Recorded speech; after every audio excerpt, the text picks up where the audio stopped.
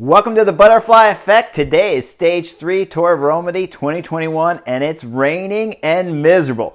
I'm happy because at Tour of Romandie in 2006 and 7 when I took the leader's jersey, it was on a rainy, miserable stage, much like today in terms of temperature and wetness. Of course, I got my jerseys when they were a bit hillier than today's stage. Today, we're going to see 168 kilometers, about 105 miles. They'll do a big loop, and they'll come onto a circuit, 3 laps of the circuit of about 22 miles each. The action was thick and furious the whole race. I'm told from the commentators a group of 25 tried to get off early, only to be brought back, and the speeds were above 50 an hour average speed, so we're talking 31 miles an hour for the first hour of racing. Big, hard day. It's cold and wet, and guys are miserable. So you know when it's that fast, they're trying to stay warm, but they know there's a chance that the brake can make it to the line. With 60K to go, I'm sitting on the couch watching the race. There's 7 leaders up the road. 2 guys to focus on. Stefan Kuhn, the Groupama FDJ rider, is a big favorite to win today's stage.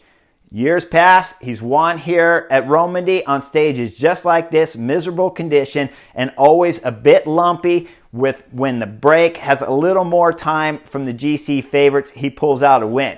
Today's stage is different though, because along with Stefan Kuhn, he has the Lotto rider there, Kobe Goossens. And Goossens is up on GC, and so is Stefan Kuhn. They're only about a minute and 15 there back on GC from Rohan Dennis. So you know the Ineos guys have to keep that group close.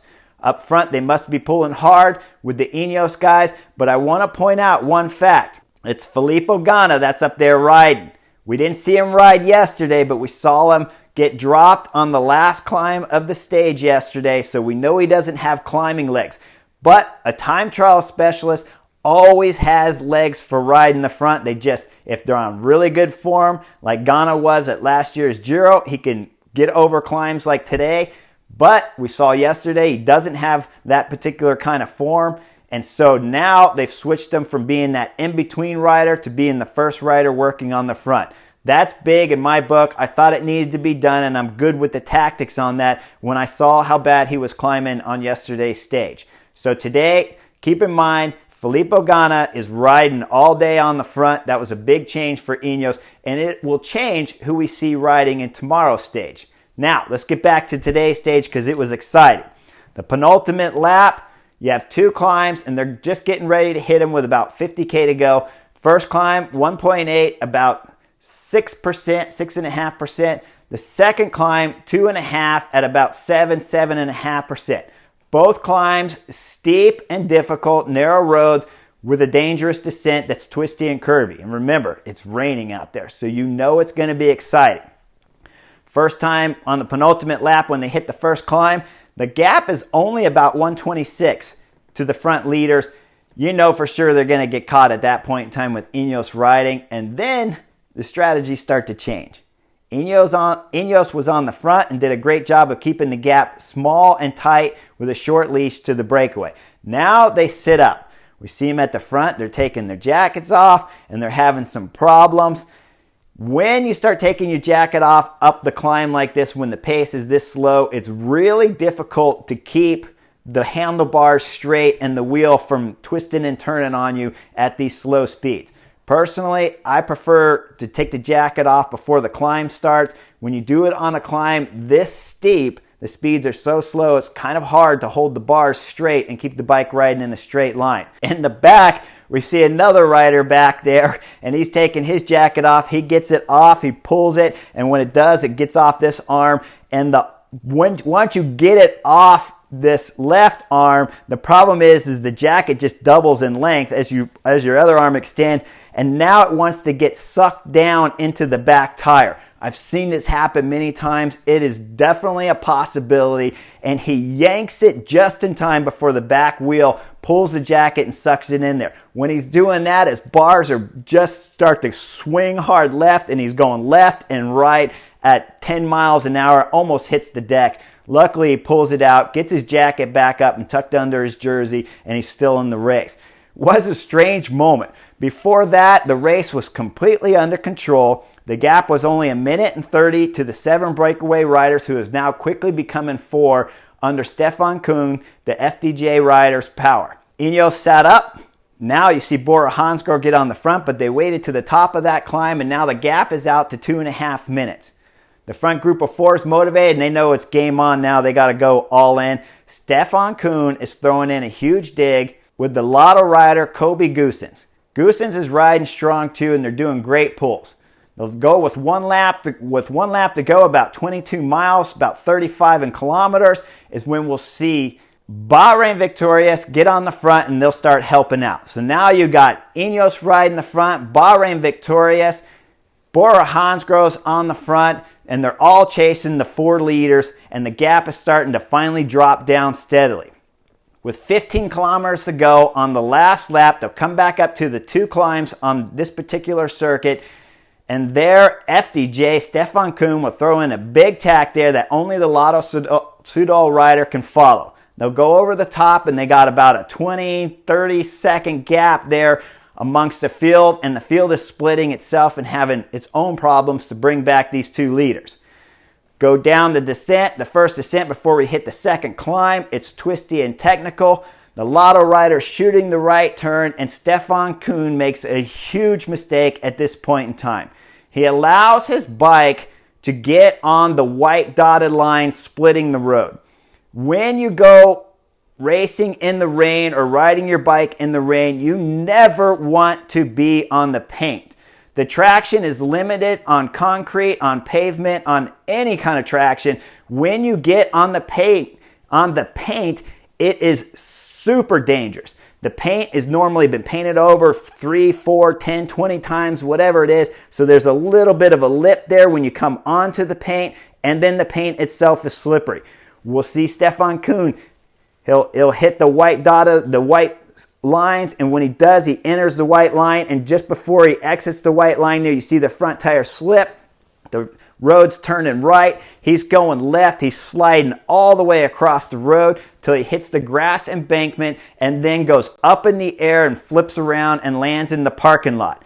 Stefan Kuhn amazingly jumps up and runs back to his bike with only 1 or 2 second hesitation. Then we see him back on the bike, and he's trying to catch back up with the race leader, Lotto Soudal. It's not going to happen. His race is over. Behind, something had to happen in the group there too, because when we hit the last climb and the tacks start, it's Michael Woods throwing in a big dig, the Israel Startup Nation rider, followed by Sepp Kuss, Jumbo-Visma throwing in the next attack. There we see Richie Porte chasing. This is when you know something's wrong, because we don't see Rohan Dennis. But in the rain, with the pictures, with the camera, it's difficult to tell, is he not there, or is he not working, or what's happening? And then a few seconds later, we'll see the picture of Rohan Dennis all ripped up from his shorts and jersey. He must have crashed going down the descent just before. Now he's out of the picture, and that will change the chemistry from here on out dramatically. When Marc Soler throws in attack after they catch the Lotto Soudal rider just before the summit of the last climb, they're going to summit with only 9 kilometers to go, about 6 miles, 5.5 miles from the finish, thereabouts. This is huge. Now the reason that he's not able to be brought back is because Ineos have just Richie Porte chasing. Normally, it would have been Rohan Dennis just setting a hard tempo all the way up that climb. No one could have attacked. They would have gone over the top. 3 guys controlling the race. They would have went down the descent. It's a false flat for the next 6 kilometers after even the descent proper finishes. It's still slightly going downhill, and that will help Marc Soler this whole time. So no Rohan Dennis there to chase and control and set tempo. You got a small guy, Richie Porte, on the front trying to control things. Ion Izagirre from Astana chasing in between, but he won't be able to latch back on to the Marc Soler train. He's a one-man wrecking crew up there. He knows, head down, just drive as fast as you can. Behind, what's helping Marc Soler stay off? Richie Porte cannot descend. I know this. I've been on his wheel. I've been on it at the Tour de France. When you're on dry roads, he can't descend in the dry, so I know for certain he can't descend in the wet.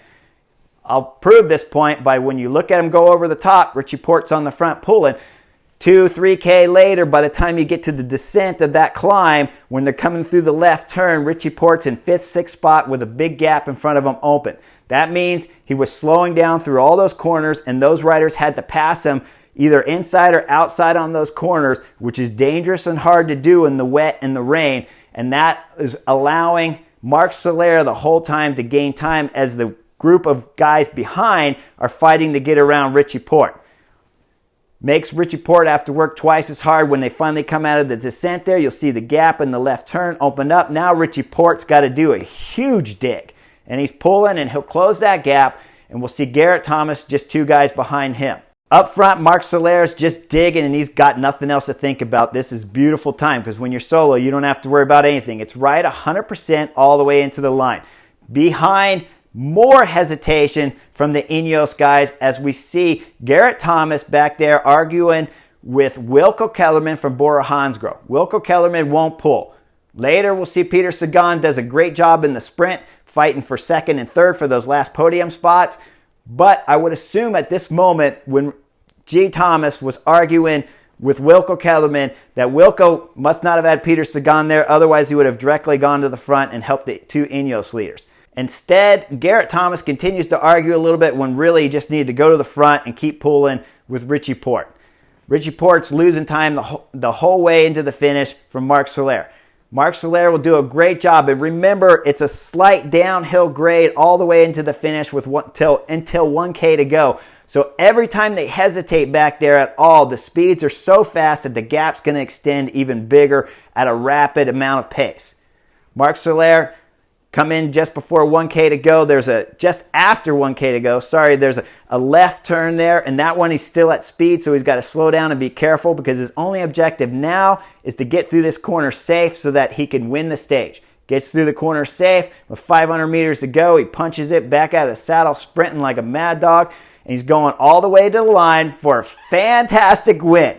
He's got a great victory salute and a little bit and he's got to be shushing somebody out there. There's either some angry fans, some angry ex-teammates, or some angry people that have employed him. Whatever he's talking about here, though, you know it's a little bit of give back there when he's got the finger up and he's shushing everyone. He gets the win, a beautiful win in a World Tour race here at Tour of Romandie, and he'll take the yellow leaders jersey. Behind in the group, they're starting to sprint. They still got 2nd and 3rd place left on the stage, and it's EF Education, Magnus Cort Nelson, who's leading it with Sonny Colbrelli on his wheel. Sonny Colbrelli, you got to go back and watch the video because he drops his chain, does not slip out of his pedal, does not crash, gets his chain back on, and continues to do the sprint. Peter Sagan passes him for the 2nd place in the sprint, 3rd on the stage. So EF Education gets 2nd. Ineos riders are at the back, but they saved a chance still of winning here at Romandie. Now, I love today's stage because it changes the tactics on tomorrow's stage. Ineos now, if they want the jersey back going into the time trial, they don't necessarily have to have it, but if you get a chance to get it back on tomorrow's stage, they got to take the opportunity. So it won't be just an Ineos-controlled stage tomorrow. We'll see Movistar trying to hold things together, and I think we'll see Richie Porte and G. Thomas, if the opportunity arises, they're definitely going to attack Marc Soler there at the finish. So we got another exciting stage on day 4 of tomorrow. Hope you guys like my take on the butterfly effect. Like and subscribe, and I'll see you real soon.